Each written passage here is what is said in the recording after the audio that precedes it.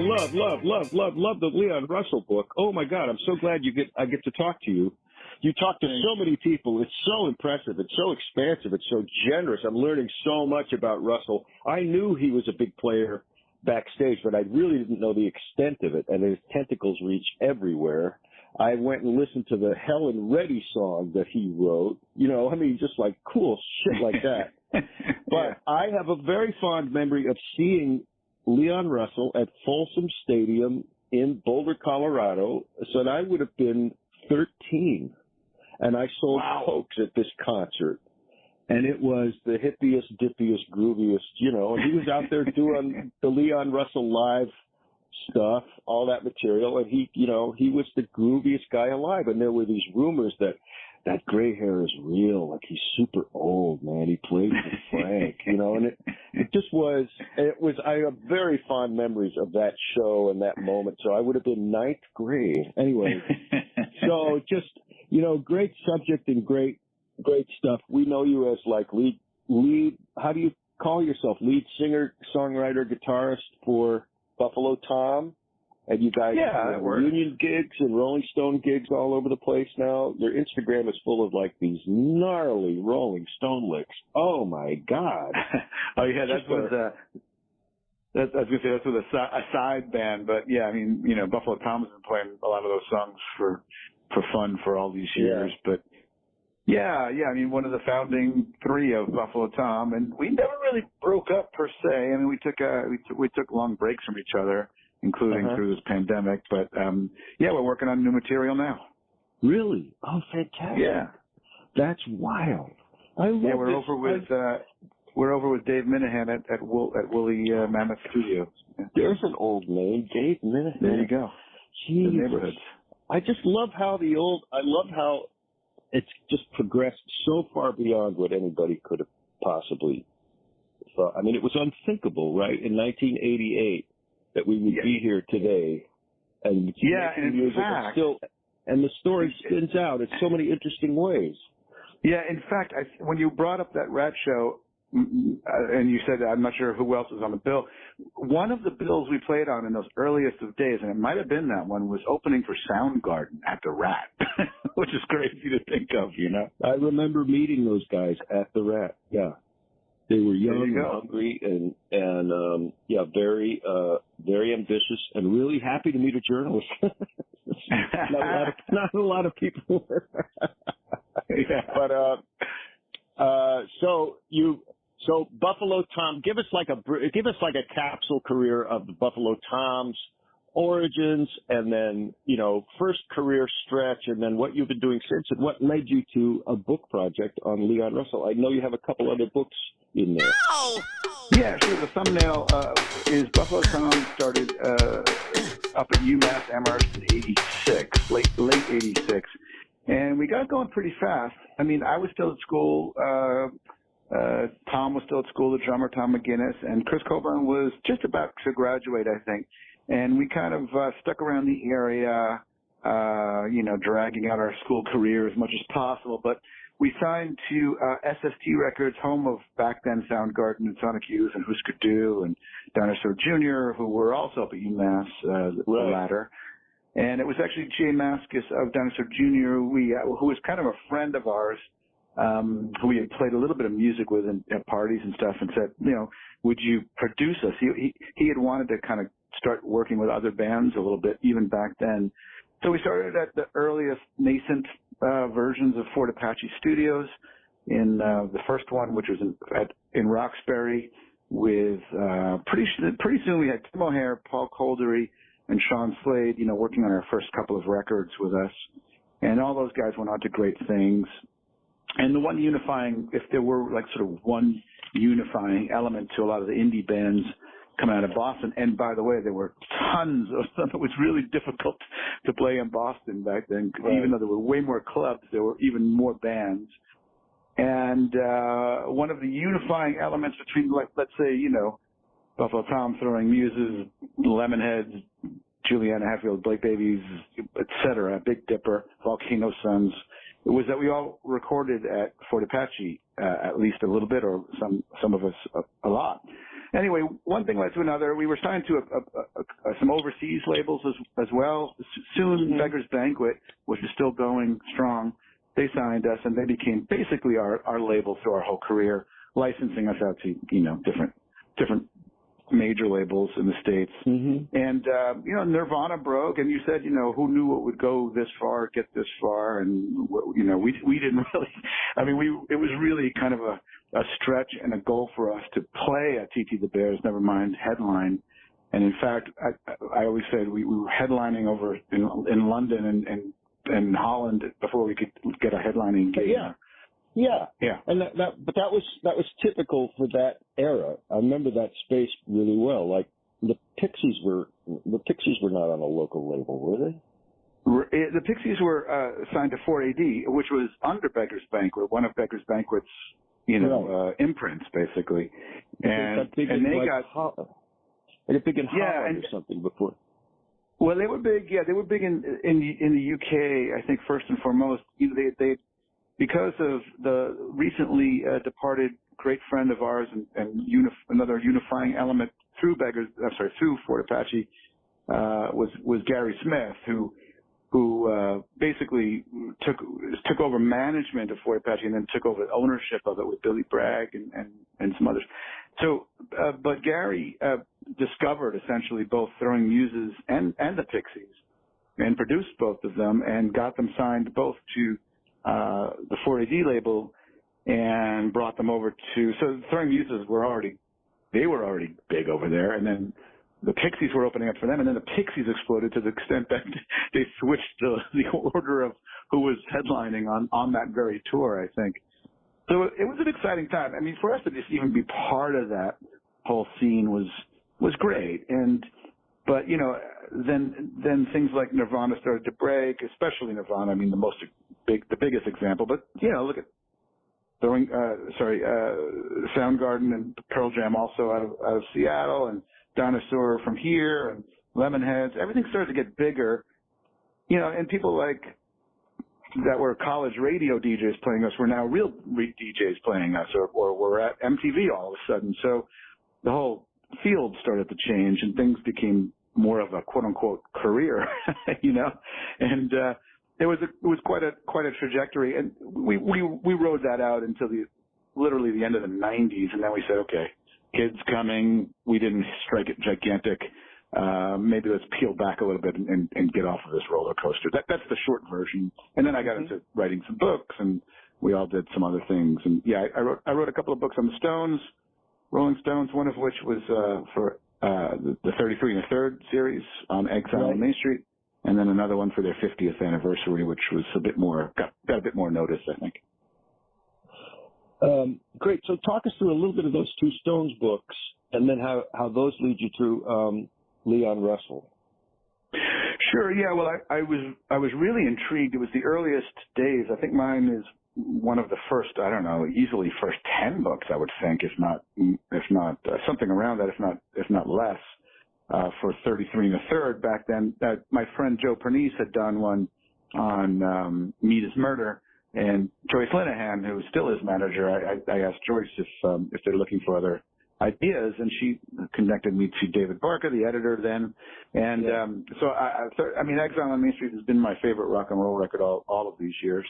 Right. So I wrote one on that, and I wasn't planning on doing another Stones book, but a bunch of years later, so that was 2004, 2005, in about 2012, an agent approached me from the UK and said, hey, this is their 50th anniversary coming up. Would you like to, I have this idea. And he sort of based it on A Revolution in the Head, Ian McDonald's book about the Beatles, which, great. And I know you're a huge fan. Yeah. And that really, I use that sort of as a template. In other words, taking songs and putting them into context of the history and weaving the biography of the band throughout, and kind of analyzing the music as well. So that was the second one. And from there, an agent in the States really was into that, and we talked. And his name was Peter McGuigan, and from about 2013 until 2019, we were sort of casting around for ideas for our next book. It took that long, and I had pitched him an idea to do something on Mad Dogs and Englishmen, the tour with Joe Cocker that really broke Leon through to the public consciousness. And he said it was a bit too small maybe for a full book, but I don't know how many years later I get an email from him saying, "Hey, did you passed on Leon Russell, right?" And I said, "I did not pass on Leon Russell." So the estate, somebody from the estate had connected with him, representing Leon's estate, and they were looking for an author to write a book on him. So they were very cooperative with me. It's, I guess, sort of authorized, but it's not really. Nobody's even read it yet from the estate. Well, that's the best kind of authorized then. Exactly, yeah. All right, so a couple Stones questions. This may be in one of your books, so apologies, but do you have any clue why Plundered was left off of Exile? Because when that came out on the deluxe version, I was like, this is a massive hit. I can't believe this didn't make the cut.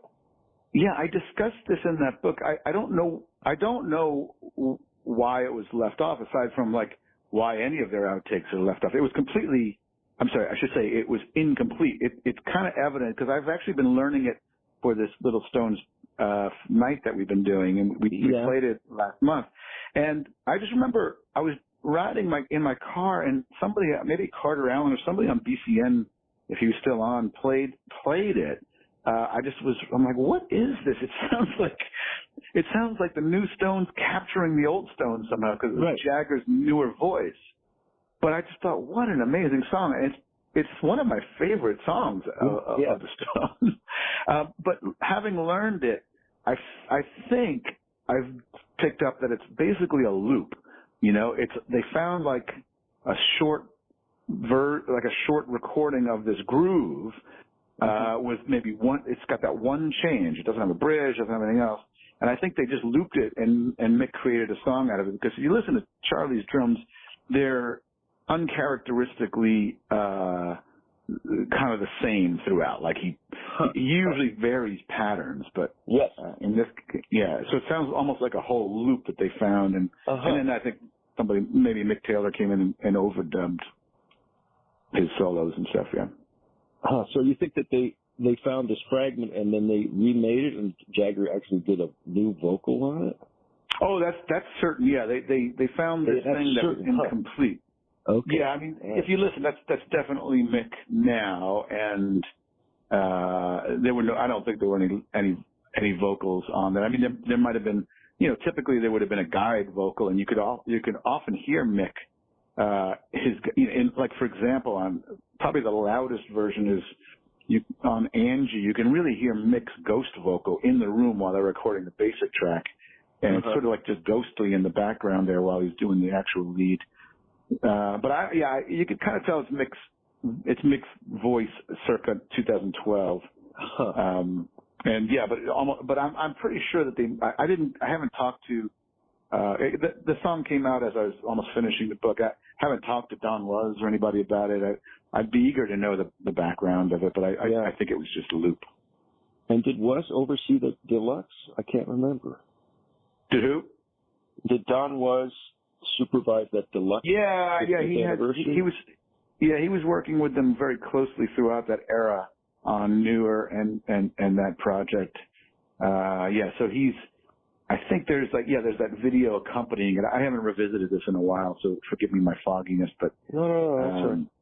As far as I recall, he's a thread in that little mini documentary that they released with it. And would they have brought Mick Taylor back in 2012 to do a lead on that track? I'm pretty sure. Yeah, I'm almost certain that Mick Taylor came in to do some overdubs, unless that stuff existed. And they were just jamming, but again, you have to forgive my fogginess. I'm pretty sure, though, either way, they did bring Mick Taylor back in for some of the stuff. Because by that point, like I saw them on that 2013 tour, Mick was showing up at many dates, including. Oh, he was. Oh, so I don't know this. Yeah, so I'm out of that loop. But so that's interesting. I didn't realize. And he was sitting in. Yeah, you can. He was very often on Midnight Rambler Live. You can see all these clips on YouTube of him sitting in with them. Okay. Even later, I think he might have even come. I'm not sure about this. He might have come for the Fonda Theater Sticky Fingers, but I don't know if that's the case. Yeah. But he was definitely around for the 13th. I haven't seen them since 93. Yeah. They've gotten, honestly, they got way better in the 2000s than they were in the 90s. The live show was much better. Yeah. Yeah, I saw Sullivan Stadium show, I think, in 93 that was, I thought it was terrific. It was terrific. Fascinating. Steel Wheels tour, right? That was after Steel Wheels. Steel Wheels was 89, and I saw that in that's right. Montreal.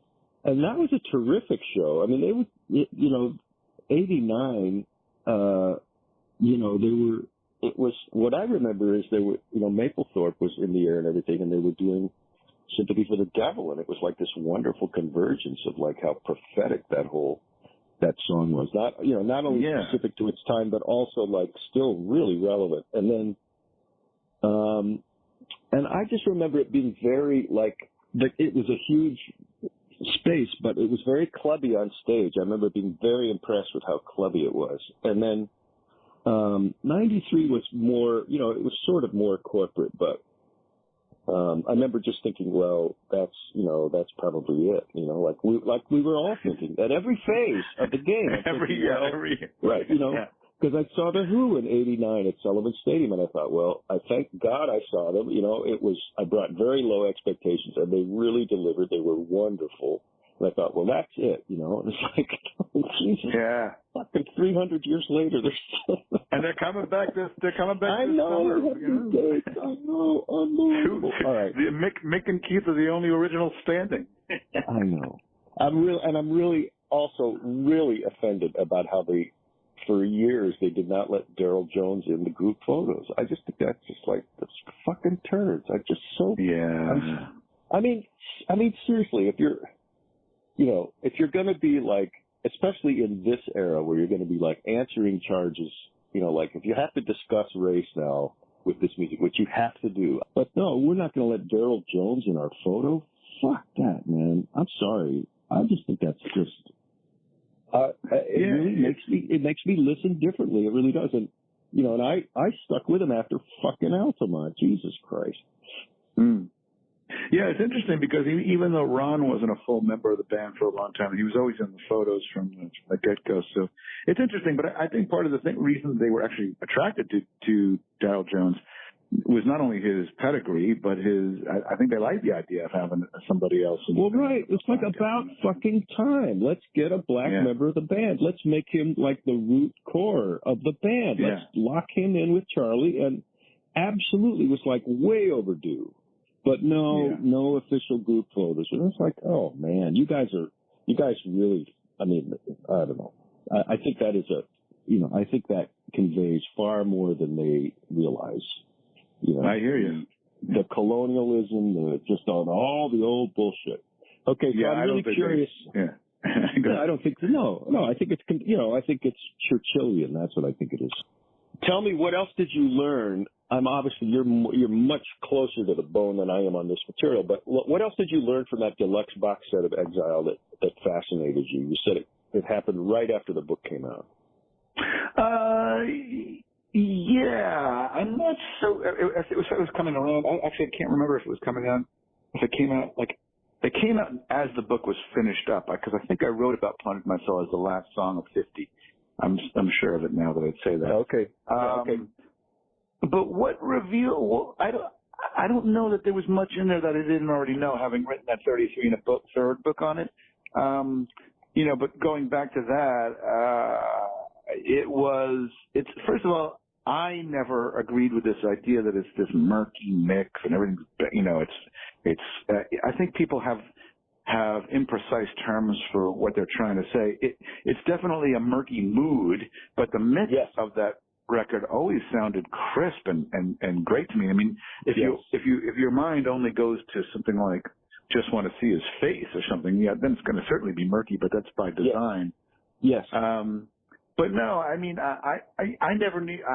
My job in both of those books, but primarily the first one, was to convince people that it's not only the best Stones record as far as I'm concerned, and that can be argued to death. But to me, it just encapsulates almost everything up to that point that was great about rock and roll. It takes the blues, the country, the soul, the gospel, which brings us over to the Leon book. Yeah.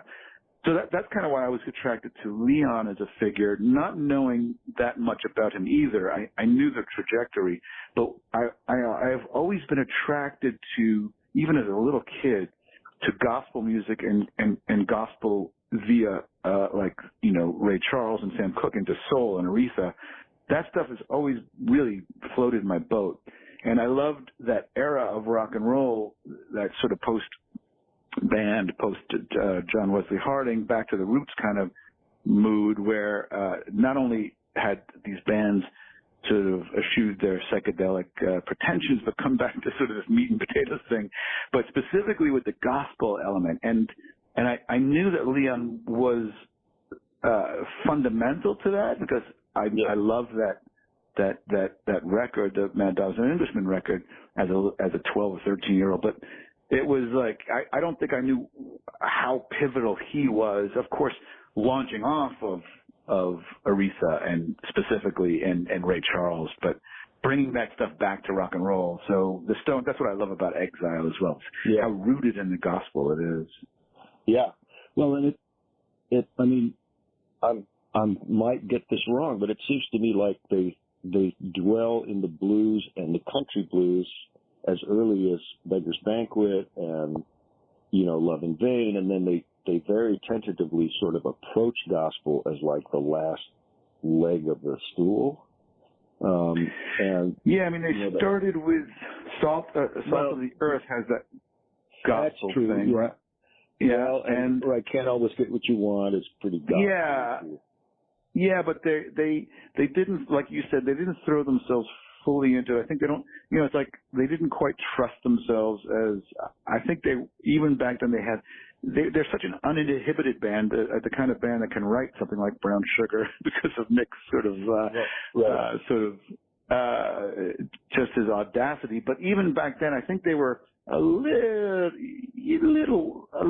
tentative of dipping too far into it, or like not knowing maybe exactly how to nail it, because you have more of a juxtaposition of, instead of a gospel choir, you have the London Bach choir on. Right. Can't Always Get What You Want. So I think they were playing with all of that. So I really like this idea about how detailed the mix is on Exile, because I find that blurry take on it too. Like, I mean, the timbre of Charlie's cymbals is always really important to what he's doing, and I love the way he'll change one of the ways he'll change not just patterns, but like he'll just change the position he's hitting the cymbal at, and it'll just give it new flavor. And that, you know, that's not like something you hear in a murky mix, right? It's not a lo-fi thing. Like, you have to capture that, right?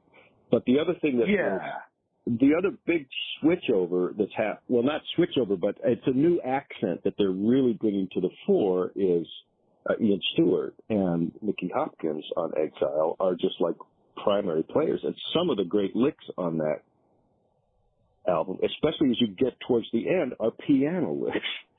So it's a guitar dominated record. There's no way you can Rolling Stones and it's not like built around guitar licks, but there is this really interesting, like, it's like the piano is suddenly a co-equal there.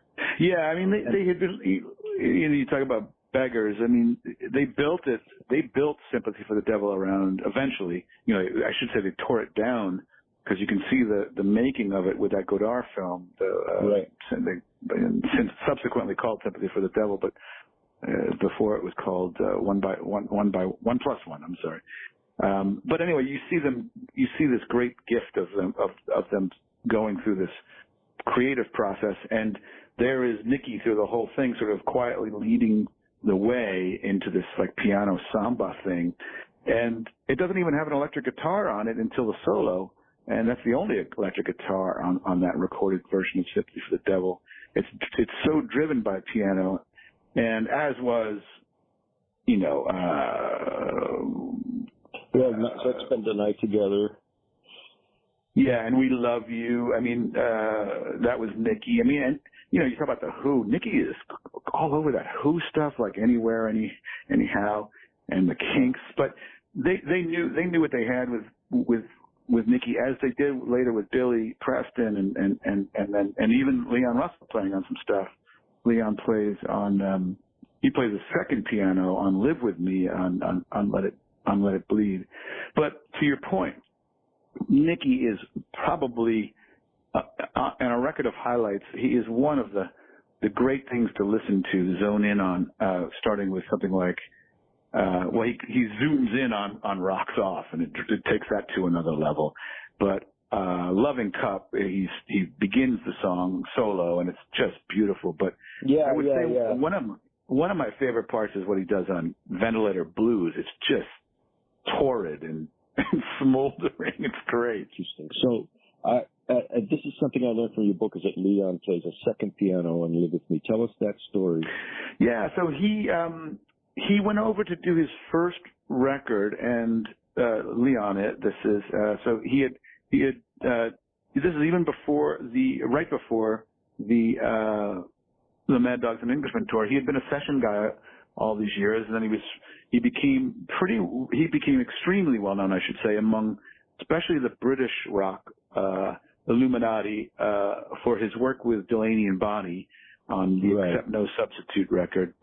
And I talked to Clapton and Elton John and all these people that got turned on to this record and the piano playing and hearing somebody do this sort of gospel style.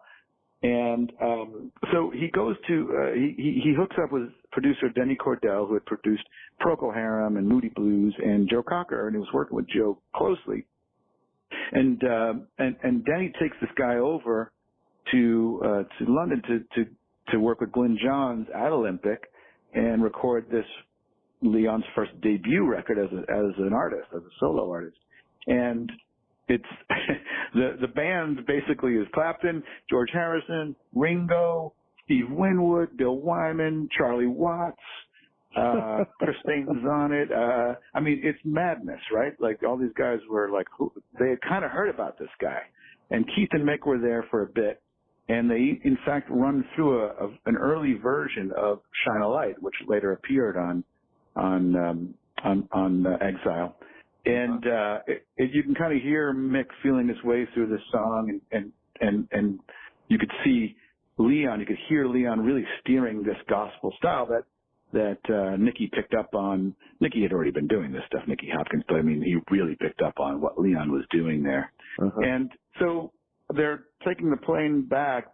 So at this point, Leon had connected with Chris O'Dell, who is working. She's got a wonderful book out called Miss O'Dell.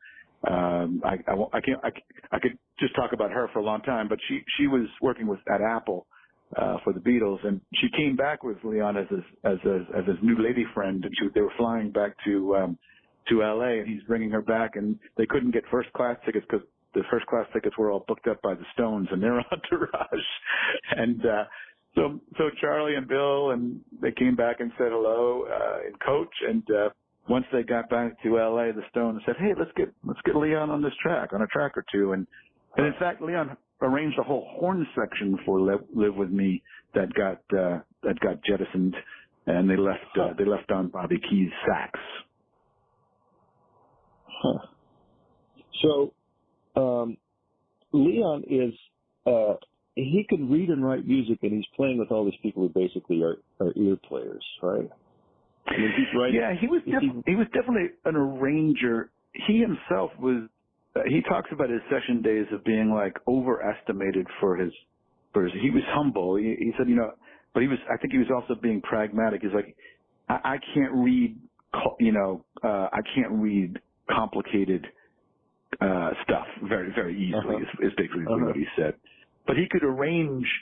He did these, I think I used the term gobsmacking arrangements, for, if you listen to Echoes by Gene Clark, or all that goofy Gary Lewis and the Playboy stuff. It's goofy, but the arrangements are brilliant pop arrangements. But he did like pet sounds like arrangements, at the same time that Brian Wilson was doing that kind of stuff. And he wasn't a jam guy either. It's not like he ever wanted to sit around and jam with people. He was definitely more of on the arrangement side of the equation. And you go into a lot of detail. You've talked to everybody. It seems like you got to everybody who was close to him or lived with him. His house was sort of like a combination flop pad and studio. and that his girlfriends report that he was really pretty moody, that in retrospect, we call his mood swings pretty manic now. Tell us more about how you learned about that. Yeah, I mean, it goes back pretty far. That almost everybody that I talked to that knew him closely said, nowadays we would call this bipolar, that we would call it manic depressive a few years back, whatever it is, and it would be like sort of days and days of activity, like manic levels of activity and focus and drive, and then there would be potentially up to maybe a month at a time where he wouldn't leave a bedroom. He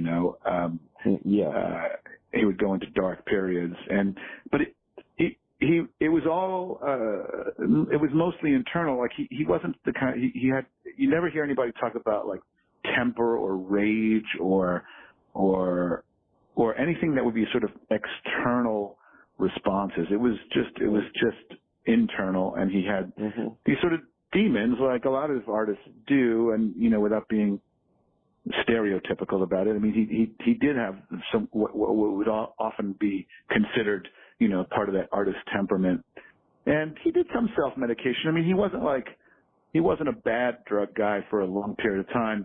I mean, he did the typical let's experiment with LSD, which that's to be a separate conversation than people that are self-medicating with booze or cocaine or whatever else, heroin. But he did get into angel dust, which was quite a strong and destructive drug. Right. And Jim Keltner talks about that quite a bit in the book. But yeah, I think it was difficult on his relationships. And then later, I think my big revelation for the book, and I think what will be news to even the die-hardiest of Leon fans, is that he considered himself to have autism, to be somewhere on the spectrum, which he kind of figured out later on in life after watching a documentary on the subject. So what was the hardest part of the book to write for you? What was the biggest challenge? The biggest challenge in the whole process was the editing process, because I'm sure you could tell just by this conversation, I'm kind of a long-winded person. Yeah. And I was, like you said, I talked to so many people. It was COVID. It was during the pandemic, so it was kind of a perfect project to do for me, but it was also perfect in terms of accessibility, because I think, you want to talk to Eric Clapton? He's home. You want to talk to Elton John? He's home. Willie Nelson. Willie Nelson's not on the road again. So, these guys wanted to talk about Leon Russell, Rita Coolidge, Claudia Lanier. Great opportunities, and my great fortune to be able to do that. And they all had amazing stories. Like it could have just been an oral history, and sometimes it verges towards that with the amount of quotes. Yeah. So for me, the challenge was which of these 4 stories that Claudia Lanier told me are to be cut. Which one sticks. And I'm not a great editor at all. I'm not a great proofreader. I'm not great at making decisions. So that was the greatest challenge for me, was winnowing it down to this gigantic book that it already is. Right. So what is it? I mean, it's long, but tell me how many pages it is. I think it's 535 before. And what did you turn in? I'd rather not speak of it. Yeah. No, I know that. I know. Yeah, I hear you. I had a misunderstanding with my editor, who is a saint, and he said, I sat down with him before I reviewed the manuscript. I happened to be in New York, and he's like, "Don't worry, we'll make the choices. Just get me what you've got." And so I got him what I got, and he's like, "This is not a book."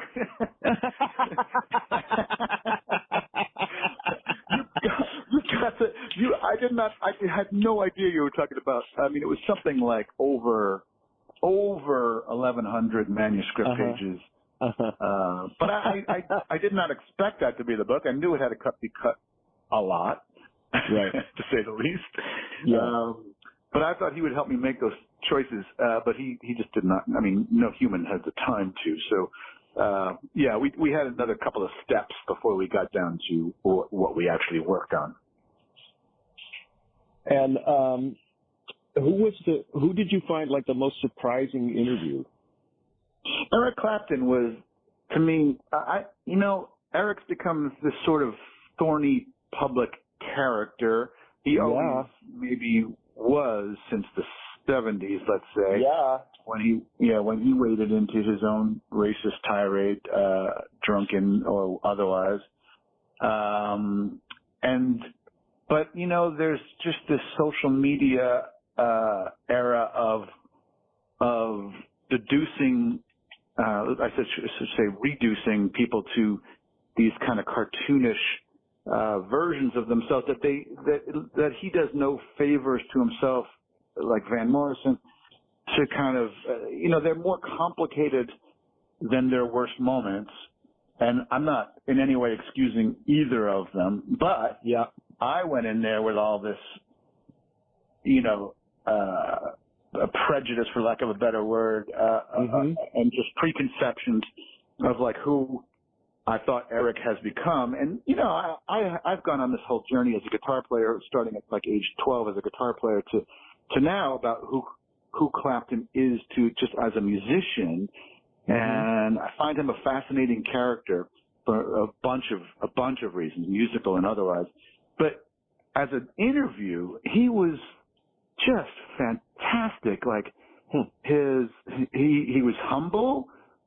He told me amazingly detailed stories. Like I think he was a diary keeper, and I was astonished at his memory and his, we discussed guitars, we discussed his singing, we discussed how he was influenced by, he's the first one to express and acknowledge his influences, like doing records with J.J. Cale and Dylan and Bonnie and blah, blah, blah. I mean, he's just a great music fan. So we had a good, long chat, as I did with Jim Keltner and some others who I just thought the whole process, I mean, there was an excuse for me to talk to my record collection, this book. Yeah. But I would say that Clapton, it's not like he didn't want to get me off the phone. It's like a lot of people are like, okay, are we done here? That's great. Thank you for your time, kind of thing. But we could have talked for another hour, I think, and just had a good time. Well, no, I believe that he's a real. I think it's very well said, right? People are more complicated than their worst moments. No, I would say among guitar players, especially the sort of cheekier, more insolent guitar players, and especially during this, like myself, and especially during the social, and especially me, like who grew up in punk rock and saw virtuosity. I was, in hindsight, I was threatened by it at a certain point because I couldn't achieve it, right? But when I was coming of age in the late 70s with guitar, it was all about like Van Halen's and Beck's and all these guys and Steve Vai's eventually. And I first of all, I didn't like that stuff. And, I was also. Yeah, but you've got to contextualize Clapton as there's just different discussions to have about Clapton. There's the guitar player who you don't understand. It's like Jeff Beck as well. People are saying, I don't get Jeff Beck. It's like, you don't get Jeff Beck. You have to understand what Jeff Beck was doing in the late 60s. Even though they were borrowing heavily from Freddie King or whoever, it was like, this was if not revolutionary, it was extremely innovative. And when they all watched Jimi Hendrix, they were like, oh, holy shit, now it's a whole different thing. So, but then there's Clapton as a front man, which he never really wanted to be, and I believe that. Right. I think that's the key for me. It's like, this guy plays great on everyone else's records. He should not be making records. I mean, Slow Hand, what a boring fucking record. I mean, I'm sorry. Yeah, but him wanting to be J.J. Cale, it's like, God, there's one J.J. Cale is almost one. Well, I mean, let's go back to his first Clapton record, which is basically, as I say in the book, it's basically Delaney and Bonnie. It's Delaney and Bonnie. He's just playing the part of Delaney, and But I think that's fascinating because it's a great record. It's a great record. It is. Yeah.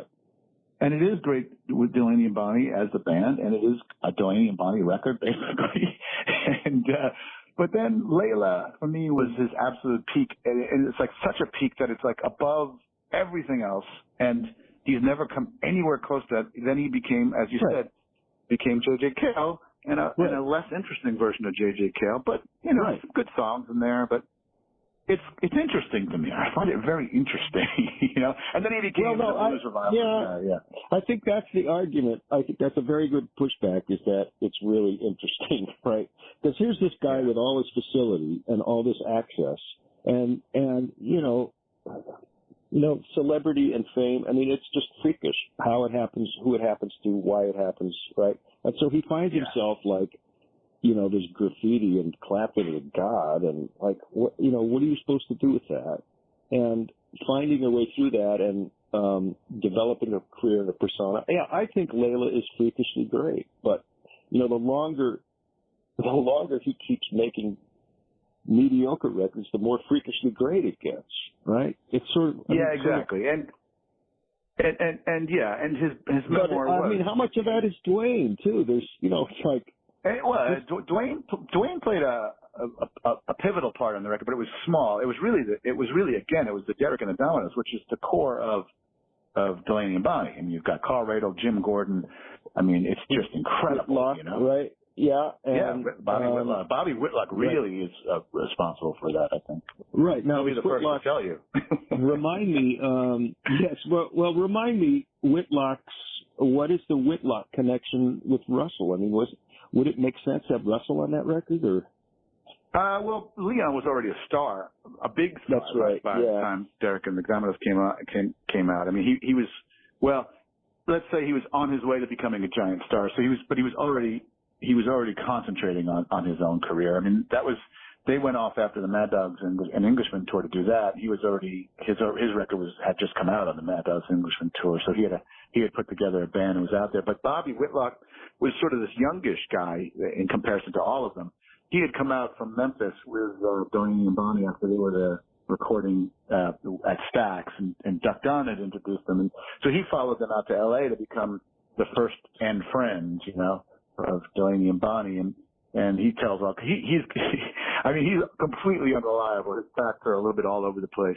Yeah. But, his books are good. He's been on YouTube with his wife Coco telling stories for the last few years. Oh no, I don't know about that. I'll have to go look at that. Yeah, it's a great dive, and he's just speaking off the cuff, and some of it makes no sense, some of it makes a lot of sense. But yeah, so he was up at Leon's place a lot during those days, and I think he looked up to Leon, but and he also takes some credit. He says that Leon sort of asked Bobby himself, as well as Delaney, both of whom had fire and brimstone preacher fathers. Like, how does this stuff work? And Leon incorporated that into his act. You know, in the early '70s, it was all about this. As he called it, an artificially induced religious experience. Right. And we're taking the gospel secular thing like to extremes. And my understanding of it was that he just kind of wore it out, you know, like it just was. He'd have to be a one-trick pony after a while. I mean, by '76, like you didn't want to go see Leon because you knew that it was just going to be Jumpin' Jack Flash again. And I mean, he got kind of stale. Is that a misimpression? Yeah, I mean, there's a few steps there. I mean, he always, if anything, to a fault, he switched horses in midstream very fast. Like he first did that Hank Wilson country record in '73, which was my first country record. He's one of the big reasons I'm a huge country nut. Is that record? Yeah, exactly.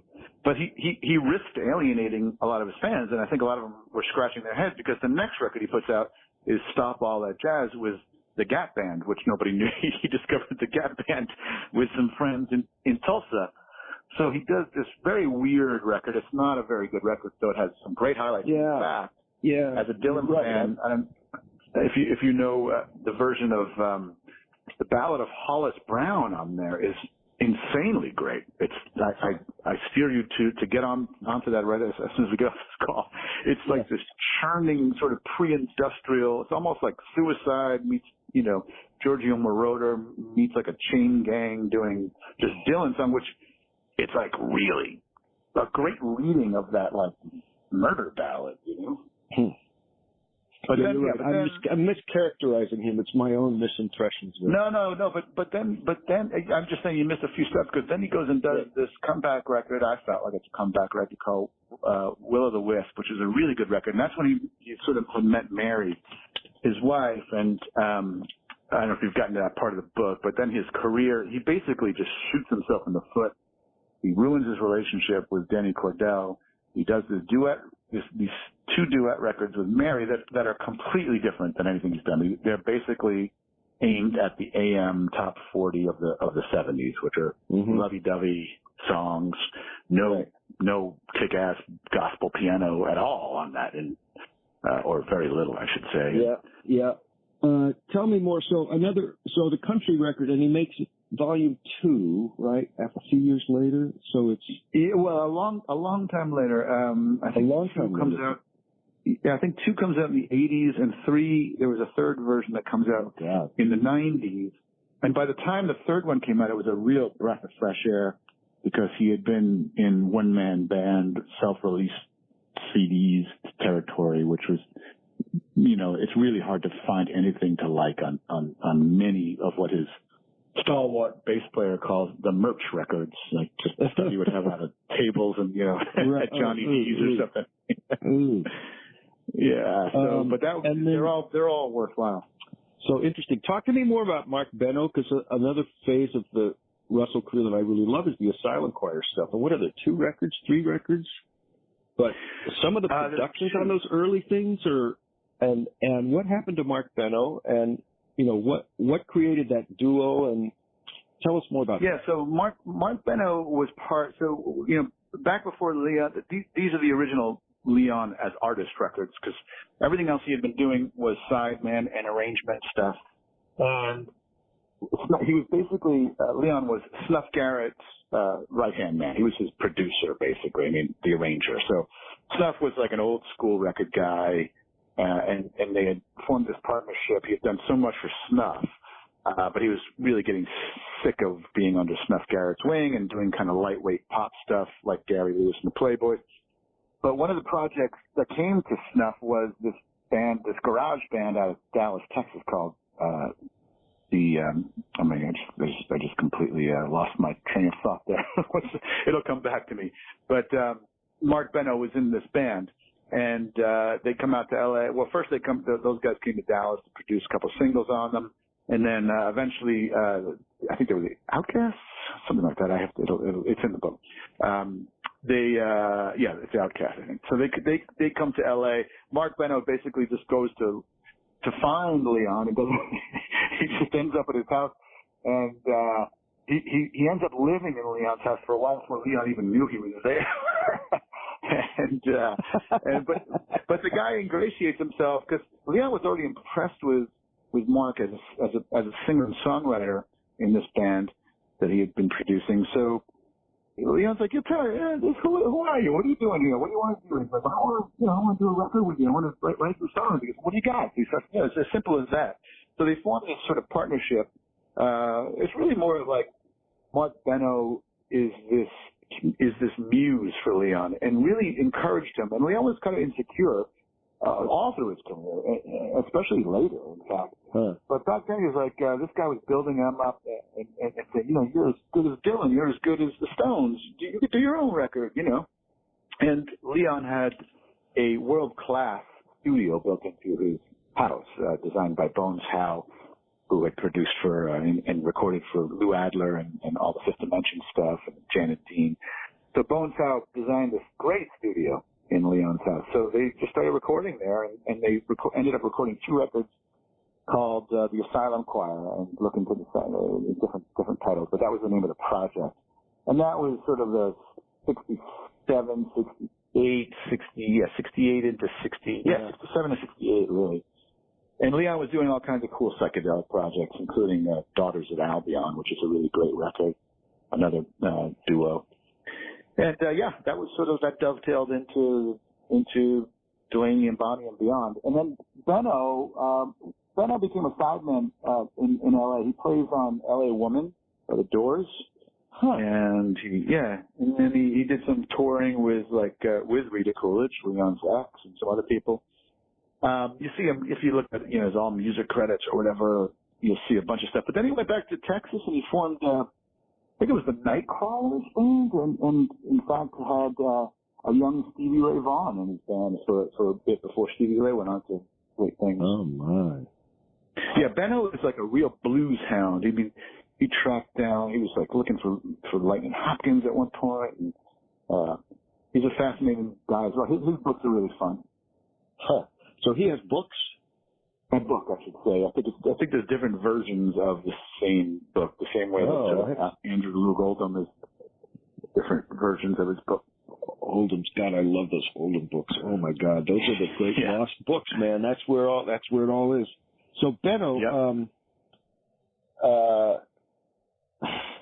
who did they all play all the instruments on those Asylum Choir things, or did they just like have? Yeah, I mean Leon played like 90% of it. In fact, he was already coming up with versions of drum machines back then, or ways to loop percussion and do that stuff. He was a real innovator, and to the extent that he actually was the guiding force between